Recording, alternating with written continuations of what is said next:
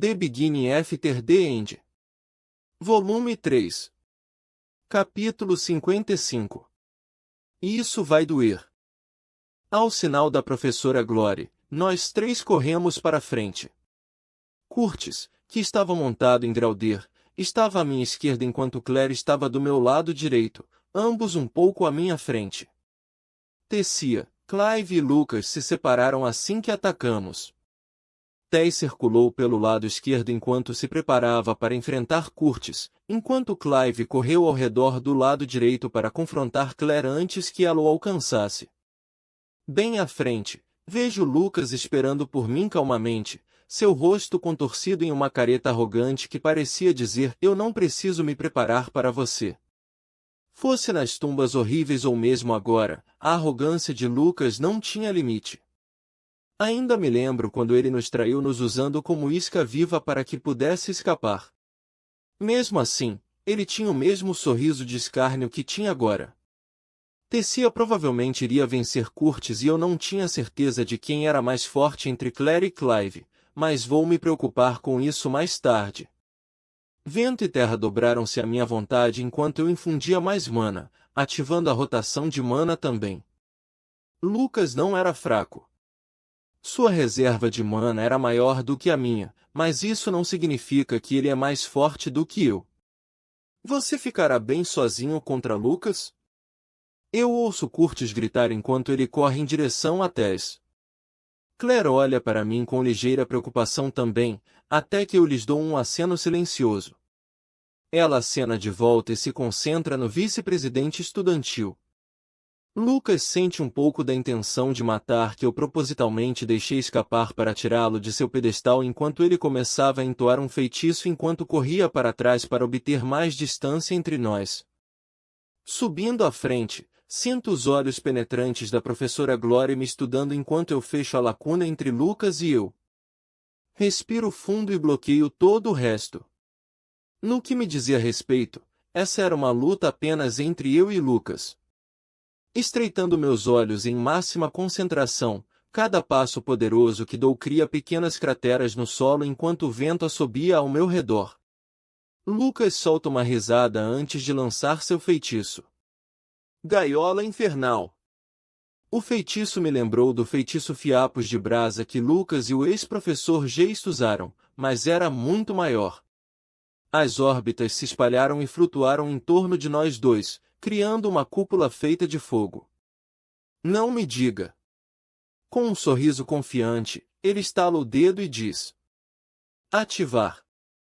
As esferas brilharam em resposta antes de cuspir balas de fogo. Se fosse um feitiço no nível de Fiapos de Brasa, eu seria capaz de fechar a lacuna enquanto desviava das bolas de fogo, mas isso era uma loucura.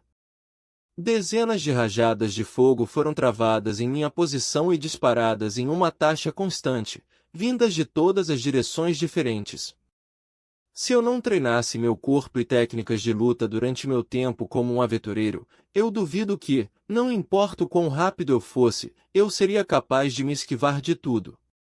Sem nem mesmo me dar a chance de dar um passo mais perto do meu alvo, fui forçado a desviar e bloquear todos os mísseis que me bombardeavam constantemente. Gaiola Infernal. Quem criou este feitiço merece uma espada na bunda para sentir a dor com a qual lidar com isso. Sem mencionar as constantes bolas de fogo e fluxos de chamas que estavam presos em mim, o calor dentro desta cúpula estava me desgastando.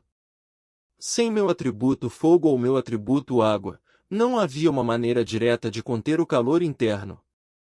Usar o atributo de mana de fogo para tornar meu corpo mais imune ao fogo ou mesmo usar o mana de atributo água para resfriar meu corpo diretamente estavam ambos fora de questão.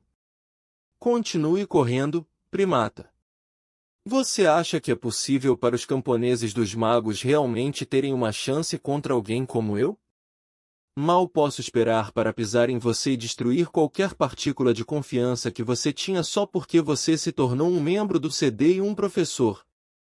Achei que essa aula seria uma perda de tempo, mas sei o porquê de ter sido trazido para cá. Era para esmagar você. Seu lindo rosto de menininho transformou-se em uma cara feia enquanto ele zombava. Você está bem, papai. A voz preocupada de Sylvie ecoou em minha cabeça depois de sentir o quão frustrado eu estava no momento. Sim, estou bem, SYLV.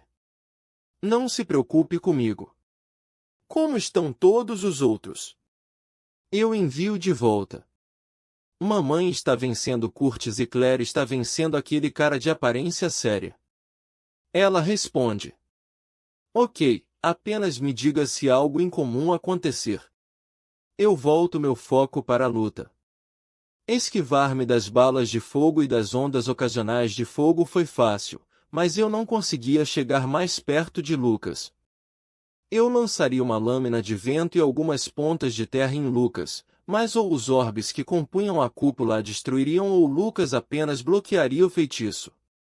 O que havia com a reserva de mana desse garoto? Ele não tinha um limite de quanto tempo ele poderia manter esse feitiço? Não, acalme-se, Arthur. Você não quer ser impaciente. Pense. Como posso usar o vento? Vento? O que é vento? É o movimento do ar, certo? O que é ar? Oxigênio? Nitrogênio? Posso controlar o oxigênio e o nitrogênio também? Se sim, como? Eu estava ficando frustrado com minha falta de compreensão dos elementos vento e terra. Agora era uma boa hora para tentar compreender. Não foi o suficiente atirar balas de vento ou lâminas de vento, porque Lucas já havia preparado vários níveis de escudos de fogo em torno de si. Eu não estava pensando fora da caixa quando usei o vento.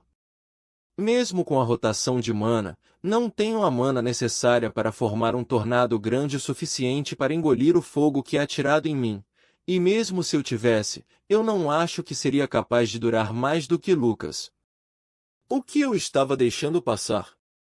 Continue se contorcendo. Tenho certeza de que posso escapar impune se algumas bolas de fogo pousarem em você, mesmo depois que seu equipamento for ativado. Você sabe, já que não posso cancelar as explosões dos orbes depois de serem lançados. Ele apenas encolhe os ombros com indiferença enquanto os escudos ao redor dele bloqueiam qualquer feitiço que eu atire nele. Pense, Arthur. Vamos nos concentrar no fogo. O que o fogo precisa para continuar queimando? Precisa de oxigênio. Posso me livrar do oxigênio ao meu redor para que o fogo não me alcance? Então o que aconteceria comigo? Eu seria capaz de respirar? Professora Glory. Lucas, ele é melhor do que o que ouvi. Gaiola Infernal é um feitiço muito difícil de dominar, mas ele foi capaz de lançá-lo enquanto corria para trás. Sério, ele mal tem 13 anos e já pode usar um feitiço de tipo domínio. Haha, o mundo com certeza está mudando, com um meio-elfo como ele usando magia de atributo de fogo, a princesa de gelo, Cátil, e mesmo a princesa Tess eram todos monstros. Eu sinto arrepios nas costas imaginando quão fortes eles se tornarão quando se formarem aqui. Mas aquele pirralho, Arthur, o que diabos ele era? Lucas Vix, desde que ele despertou alguns anos atrás graças à sua linhagem de elfo, eu posso meio que entender o nível de controle que ele tem com seus feitiços. Tessieralite, o fato de ela ser uma elfa de linhagem pura da família real garante que suas habilidades estão alguns níveis acima de qualquer pessoa perto de sua idade. Cátil Glider, sua piscina de mana insana e sua compatibilidade natural com o atributo gelo é o que a torna uma prodígio, mas seu controle e senso de batalha ainda estão faltando pelo fato de ela não ter despertado há muito tempo. Mas Arthur? Assim que ele passou pelo campo para enfrentar Lucas, sentiu um suor frio. A forma como o vento e a terra ao seu redor gravitavam e dançavam naturalmente ao seu redor. Ele não estava controlando os elementos de seus comandos como os magos típicos fazem. Não, ele estava em perfeita harmonia com a mana ao seu redor, como se estivesse movendo seus membros. Parece que aquele pirralho do Lucas está levando Arthur a sério. Boa coisa também, ou ele provavelmente teria perdido instantaneamente. Atualmente, o feitiço Gaiola Infernal englobava Arthur e Lucas em uma grande cúpula de fogo. Posso falar que Lucas fica um pouco desgastado depois de usá-lo, mas este era um feitiço contínuo que ele poderia deixar ativado até que sua mana acabasse, o que eu não sinto que acontecerá tão cedo. A cúpula feita de minúsculos orbes de fogo era como uma armadilha mortal usada por conjuradores para ganhar vantagem contra aumentadores ou bestas de mana ágeis. Os minúsculos orbes podem disparar raios e balas de fogo em qualquer lugar dentro da cúpula, deixando o aumentador ocupado o suficiente para que o conjurador possa lançar mais feitiços. Eu foco meu olhar para Curtis Glider e Tessia Aralite. Como esperado, Curtis estava passando por momentos difíceis. Tive a oportunidade de observar a prática da princesa elfa com nossa diretora uma vez, e devo dizer, a maneira como ela lutou foi excelente. Ela era uma conjuradora, mas seu cajado era na verdade uma lâmina afiada, feito de uma madeira especial que era mais leve, mas mais dura do que a maioria dos metais. Lançando bufos em si mesma e usando feitiços em sincronia com seu movimento, ela dançou ao redor das videiras que ela conjurava com uma velocidade mais rápida do que até mesmo alguns aumentadores treinados do vento, auxiliando cada movimento e ação. Ela luta em um estilo misto de feitiços de conjuração e combate corpo a corpo, então ela não tem nenhuma fraqueza notável. Comparado ao meu jeito masculino de lutar, só posso admirar o quão gracioso e belo é o estilo de combate dela. Claire Bladeart, por outro lado, estava ganhando vantagem sobre nosso vice-presidente estudantil. Clive é um raro aumentador de longo alcance que empunha um arco curto capaz de disparar flechas em um ritmo quase inacreditavelmente rápido. Normalmente, ele estaria em vantagem contra a maioria dos aumentadores, mas Claire era uma péssima escolha para ele. O estilo da senhorita Bladeart imitava aquele graveto. Caspian, saudades de quando chamava os amiguinhos da escola de pedaço de pau ou palito de fósforo. Com seus elementos duplos, ela cria lanças de vento e fogo com seu florete.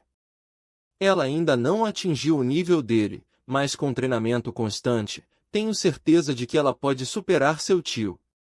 Volto minha atenção para a batalha mais intensa, que foi definitivamente a de Arthur e Lucas. Percebi que a maioria dos alunos também assistia à luta, todos maravilhados com suas habilidades. Eu não pude deixar de levantar uma sobrancelha para o que estava acontecendo. Isso é estranho. Arthur está sendo atingido por bolas de fogo agora. Nesse ritmo, mesmo com proteção contra mana, seu equipamento será ativado. Ele estava se esquivando tão facilmente apenas um minuto atrás também. Eu foco mais mana em meus olhos para ver melhor. A cúpula de fogo em torno deles bloqueia grande parte da visão, mas ainda posso distinguir a luta. Parece que Arthur está tentando fazer algo. Ele está prendendo a respiração? O que ele estava tentando fazer nesta situação? Torche. Voe um pouco mais baixo. Meu vínculo desce enquanto ele angula suas asas enormes para se manter nivelado. À medida que circulamos lentamente ao redor da enorme cúpula de fogo que cercava um terço do campo, comecei a notar algumas mudanças. Ao seu redor, para cada 3 ou 4 rajadas de fogo que o arranharam ou atingiram, uma se extinguia completamente antes de alcançá-lo. Não! Um sorriso apareceu no meu rosto enquanto eu continuava a observar Unlo. Não me diga que ele está realmente tentando aprender como manipular o ar nessa situação agora. Eu cubro minha boca enquanto continuo a sorrir maravilhada. Aquele monstrinho, ele tem coragem, vou admitir. A manipulação do ar é uma variação da magia do vento, embora seja muito mais difícil. Quebrar os componentes de qualquer elemento e tentar manipulá-lo diretamente é algo que apenas os magos mais perspicazes e sensíveis podem fazer, isso enquanto meditam em um ambiente perfeitamente calmo e pacífico. Depois de anos de prática através da meditação, o mago pode começar a experimentar em situações da vida real, como incorporá-lo a feitiços. A técnica do fogo azul era um exemplo perfeito disso. Demora anos de meditação para atingir o estágio de ser capaz de invocar chamas azuis de forma estável e ainda mais para fazê-lo rápido o suficiente para ser útil em batalhas reais. Esse monstrinho estava pulando alguns passos e tentando incorporar uma técnica completamente nova no meio de uma batalha? Minhas mãos estavam tremendo de excitação com a ideia de ser capaz de testemunhar o desenvolvimento de um mago que talvez possa se tornar o auge do poder nesta escola, talvez deste continente. Groa! Voltando minha atenção para de onde veio o rugido, parecia que a batalha da princesa Tessia e do príncipe Glider estava chegando ao seu clímax. O uniforme de Curtis Glider está cheio de pequenos cortes e cortes. Devo admitir que Curtis se saiu muito bem contra a única discípula de nossa diretora Goldsky, embora fosse mais provável por causa de seu vínculo que ele foi capaz de durar tanto tempo. Você me forçou a fazer isso, princesa Eralite. Por favor, seja cuidadosa. Fase 1. Ira do Rei. Eu ouço o príncipe Glider rugir enquanto seu corpo brilha. Oh! Ele ativou a fase de aquisição da vontade de sua besta. Curtis raramente escolhe usar a habilidade de sua besta porque ele realmente não a considera seu próprio poder. Eu tinha que reconhecer que ele tinha a mentalidade certa. Disse que alguns domadores de feras optam por usar apenas seus poderes únicos, em vez de aperfeiçoar os seus próprios. Por causa disso, embora ainda sejam fortes, eles nunca melhoram realmente a longo prazo. Para utilizar ao máximo a vontade bestial, o próprio usuário precisa fortalecer seu próprio poder. Conforme ele ativa a primeira fase de sua vontade bestial, uma transformação perceptível ocorre nele. Enquanto a quantidade de mudança visível difere de pessoa para pessoa, a mudança do príncipe Glider é visivelmente aparente. Tanto o cabelo vermelho escuro espetado quanto as sobrancelhas ficaram mais compridos e mais bagunçados, enquanto as tiras que envolviam seus braços apertavam com a expansão de seus músculos. Seus caninos estendidos tornaram-se visíveis enquanto ele rugia. Asterisco assobios asterisco. Essa visão nunca deixa de me impressionar. Quando eu mudo meu olhar para a princesa Tessia, no entanto, que estava em cima de uma série de vinhas, seu rosto parecia normalmente pálido. E isso é estranho, não parece que ela sofreu algum dano.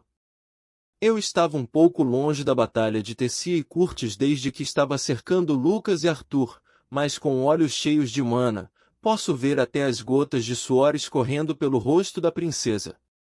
Este é o meu ataque mais poderoso. Se você aguentar isso, vou admitir minha derrota. Por favor, prepare-se. A voz do príncipe Glider ficou muito mais alta e rouca depois de ativar a vontade de sua besta. Ele era uma visão feroz de se ver além de seu vínculo, Graudir. Uivo do mundo! Uma grande quantidade de mana se acumulou na frente da boca do príncipe Glider enquanto ele invocava seu ataque de respiração. O leão mundial tinha um movimento poderoso que usava como último recurso contra inimigos mais poderosos do que eles. Era um feixe de mana de atributo de terra condensado que poderia destruir qualquer coisa em seu caminho se não fosse bloqueado corretamente. Um pouco preocupada, eu olho para Tessia novamente e posso vê-la murmurar um encantamento quando o pior cenário acontece. Arthur Levin. Merda! Isso é muito frustrante. Eu só posso fazer uma careta e me esforçar mais enquanto continuo tentando manipular as moléculas de ar que me cercam.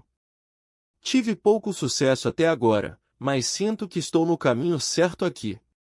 Lucas, percebendo isso, estala a língua e começa a entoar feitiços novamente. Guardiões da chama! Ele grita. Eu deixo escapar um pequeno sorriso quando percebo que ele está atingindo seu limite. Então, novamente, eu também estava, ou mais precisamente, meu equipamento de combate também. Eu não tinha certeza de quando essa coisa iria começar a gritar seu alarme, então tive que terminar isso rápido. Conforme os soldados das chamas ganham sobre mim, a voz preocupada de Sylvie explode na minha cabeça, papai. Algo está errado com a mamãe. Ela será atingida por um ataque poderoso e não fará nada. Isso é muito ruim. Devo ir ajudar, papai. Droga! Não! Você não pode fazer nada enquanto está nessa forma. Grito de volta na minha cabeça.